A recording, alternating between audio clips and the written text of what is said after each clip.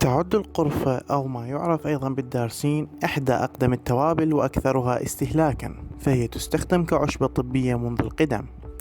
من الجدير بالذكر أن تناول القرفة وحدها لا يؤدي إلى نزول الوزن، بينما قد تساعد إضافتها إلى نظام غذائي صحي وممارسة الرياضة على نزول الوزن.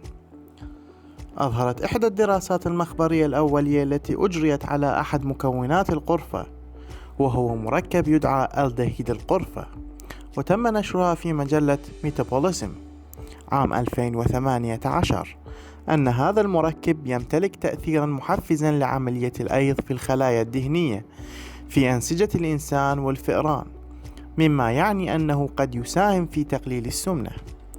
ومن الجدير بالذكر أن محتوى القرفة من البوليفينولات قد يساهم في التقليل من الالتهابات، وتمتلك خصائص مضادة للبكتيريا والفطريات أو الإجهاد التأكسدي وارتفاع الدهنيات والوزن ونسبة الدهون الحشوية، وتحسين مقاومة الأنسولين، وهو عامل مساعد لمقاومة جميع الأمراض التي تتسبب بها السمنة.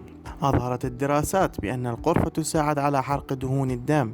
وأما أفضل أنواع المشروبات التي يمكن أن تعد هو: أولا، مشروب الزنجبيل والقرفة والليمون.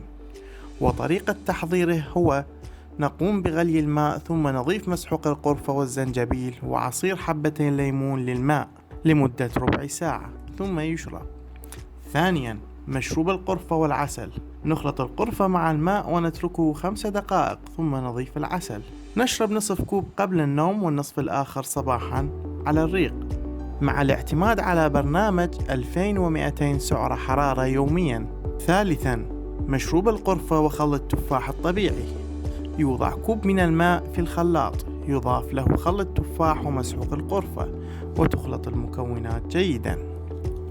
ومن الجدير بالذكر أن الكمية المناسبة لاستخدام القرفة لغرض التخسيس وتنزيل الوزن هو ملعقة طعام باليوم أو عود واحد بمقدار 2 سنتيمتر، والإكثار منها يتسبب بمشاكل وأمراض. أما الأشخاص الذي يمنع عليهم القرفة: 1. الأشخاص الذين لديهم قرحة أو جروح في المعدة والأمعاء. 2. الحوامل، والذي قد يتسبب بطرح جنينهم. 3. الأشخاص ذوي الطبع الحار والذي معدل الأيض لديهم عالي جدا.